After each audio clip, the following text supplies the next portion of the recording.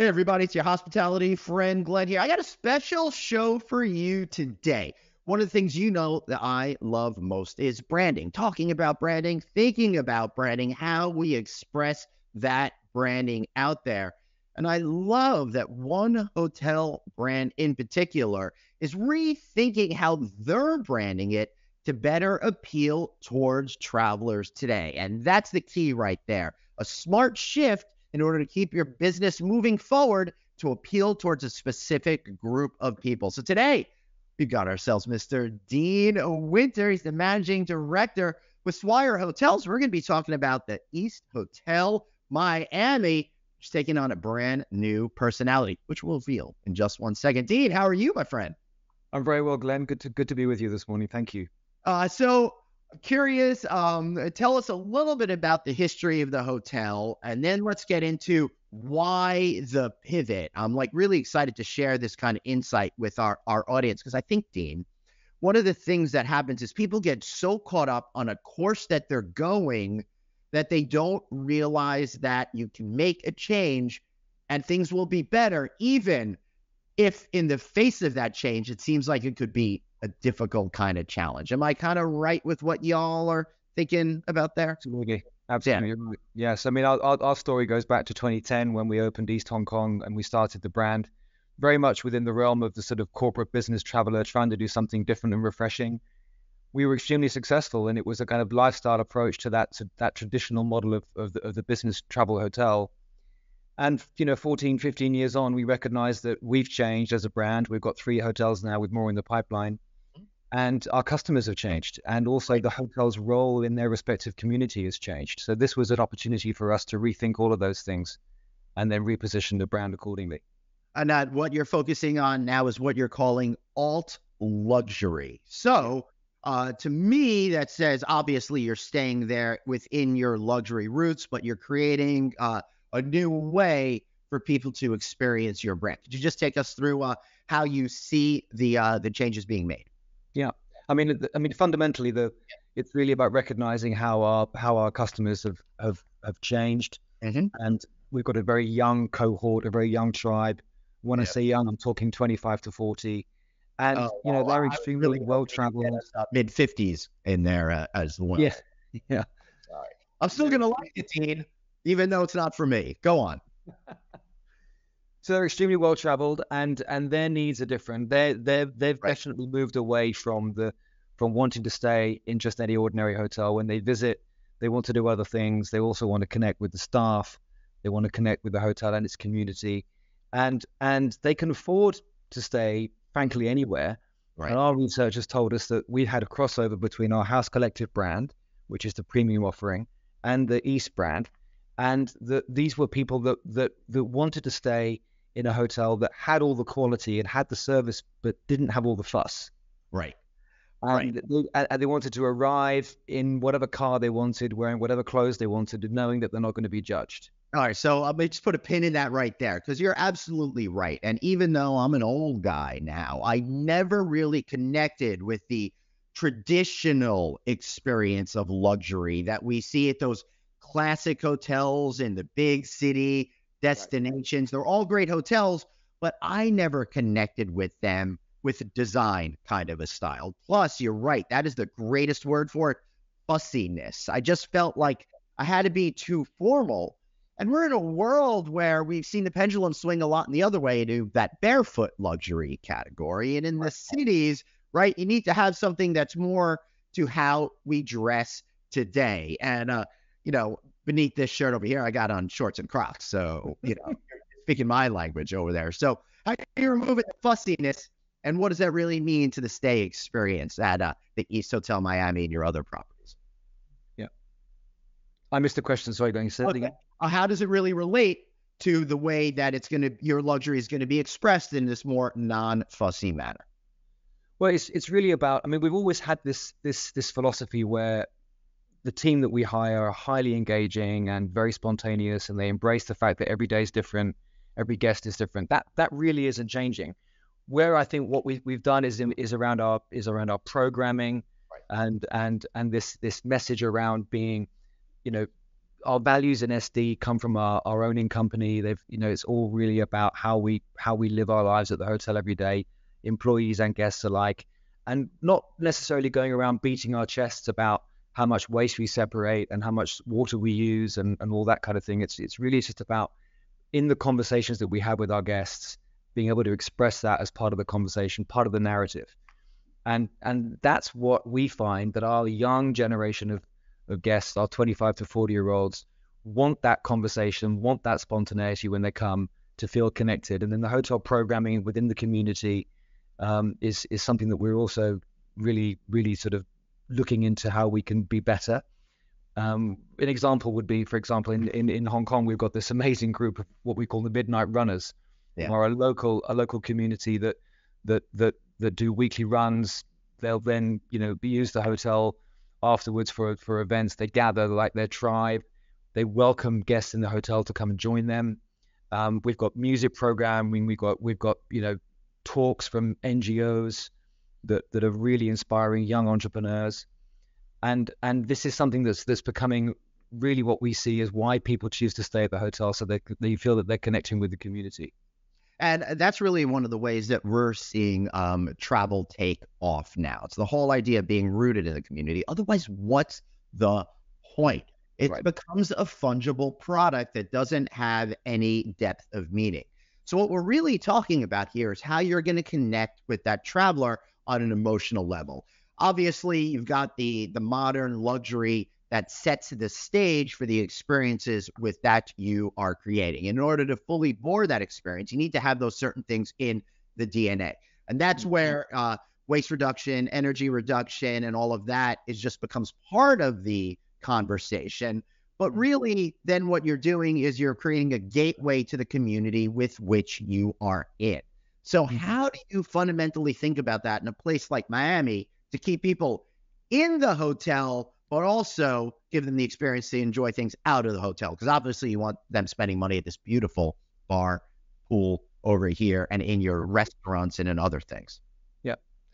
There are so many examples, but I think what it comes down to, Glenn, is the accessibility that the team provide. I think back to your earlier point about how hotels are very formal and fussy, yet you can never really feel that you can connect on a relationship level with the guy behind the front desk, for example. Right. And we had this philosophy. We've always had it, but we're just elevating it now, where you can arrive in East Miami, you get the feeling that you've arrived in a different kind of place. The lobby here, the staff don't wear a hotel uniform, right? They wear their own wardrobe. They feel super comfortable, and that makes them feel relaxed, very engaged. And that connectivity that we provide with our guests is really the best expression of the brand. We've always believed in that. Right. And I and my No Vacancy Live partner, Anthony, are going to be doing a keynote speech at High Tech, the opening keynote speech morning of June 25th. I hope to see you all there.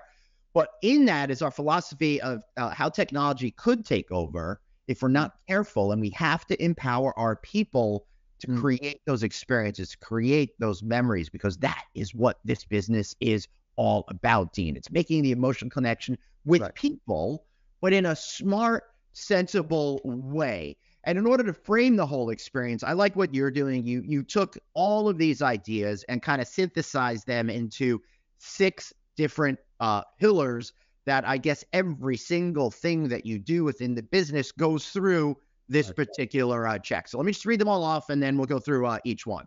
Culture of equality, place of inclusion, fitness support, wellness support, real solutions for our planet, and community of alternative thinkers. I really like that one. So when you're thinking about these transformative pillars on which you base this new alt luxury philosophy on, how did you go through each one? Culture of equality to start with. Yeah, it's really about that point about treating people as equals and celebrating people's individuality. That's really what we've been doing really since the beginning. But it's now we recognize that that's one of the reasons why people choose our brand, because it is so refreshing and it is so accessible. Yeah, and how do you see the place of inclusion? Well, it's that being, pardon me, it's being part of the community, doing the outreach with the local charities, and also being there for these events and the whole programming which connects the hotel from the neighborhood to the guest. All right, here's one I could use: fitness support over there. How you gonna help me with that? I've gotten good. Well, I think it's really great, but I need help. Well, it's fitness and of course nutrition, but it's also really about these things like the running clubs and the boot camps and being able to provide those solutions for people that don't just want to go to the gym. They want to go out, see the countryside. We've got amazing locations where our hotels are. So that's really how we're being able to bring that outdoor experience to the guest. Yeah, I was not. My DNA has not led me to being a runner, but I love getting out there and doing hikes and exploring new towns and cities. And it could be a cement, street hike throughout Miami, or walking through Hong Kong. But that's how I like to get out there and do things. All right, next one: wellness support. That goes the step further than just the physical stuff. It's all of the things that go around helping get you into that place, right? It's not a great connection, Glenn. I think I'm going to go with what I think you said, and it's really just about wellness and the programming that we provide is really about everything from sleep. It's obviously working out, but it's also about food and nutrition, and also being able to relax culturally around things like our art programming and again back to those events that we do. It's all about awareness of your body and your mind is also something that we're doing through our programming. Awesome. And what does real solutions for our planet mean to you folks? Yeah, I mean it's this is something that we could talk a lot about, but we're firm believers in doing the right thing, whether that's the whole kind of waste separation that we were talking about. We don't have any plastics in the hotel at all. Every guest room has its own water filtration system. We don't. Right. We're trying as much as possible through design as well at the hotels to minimize what we do and minimize waste. As we approach now 10 years, we're doing certain room renovation programs where we're looking at how we can incorporate these SD components into the design and also minimize waste from these changes that we're doing. Yeah, that's great. I love that. And I love that you're like, no greenwashing here. Too many companies are all about, hey, we just won't wash the towels and we're doing the right thing by the environment. What you're doing is taking a real approach to things and solving problems. Also, final one: community of alternative thinkers. What does that mean to you as a brand? Well, I mean, it's again, I think through the years of working with our brand, we've seen that we attract a certain demographic, a certain profile, and these alternative thinkers are everything from artists, musicians, entrepreneurs, creative types that are of this certain demographic, this 25 to 40-year-old that are really looking at engaging with us and then how can we engage with them. So if you go onto the website, you'll see some really cool video content about some personalities that we've engaged to help express that. And again, you're using personalities because remember, hospitality brethren out there, you can create the most gorgeous buildings, but if you don't fill it with vibrant, amazing people delivering world-class service with whatever star category you're in, it can still be world-class from 2 stars to 5 stars to the pretend 10 stars that they have out there. You can make it happen by understanding these fundamental differences. And that's why, Dean, I really love that you've pivoted in this direction. Before we let you go, can you share anything about your future expansion plans and other places that you're looking to be? Yeah, well, we've sort of moved away from this sort of owner-manager model to a sort of being more of a management company, and as a result, we're engaging with other developers. We've got some really exciting projects in the Asia Pacific region, from Tokyo to Australia. We really believe that the East brand has legs to go on to be a sort of 30+ property in the next 15 years or so. The House Collective brand, of course, as well, is also got plans for development there. We've just announced deals in both Tokyo and Shenzhen in China. Awesome. So we've got modest ambitions, but we believe that with the right ownership partners we can work with, we can really do well.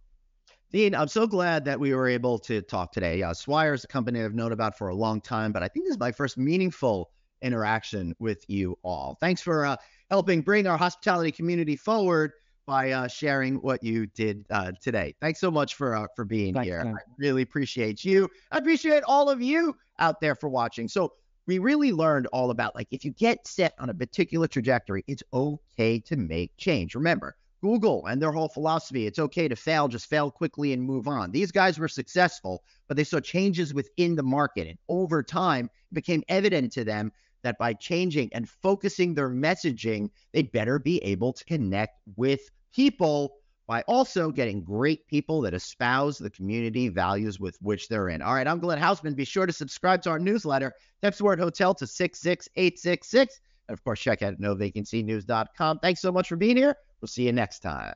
Bye-bye.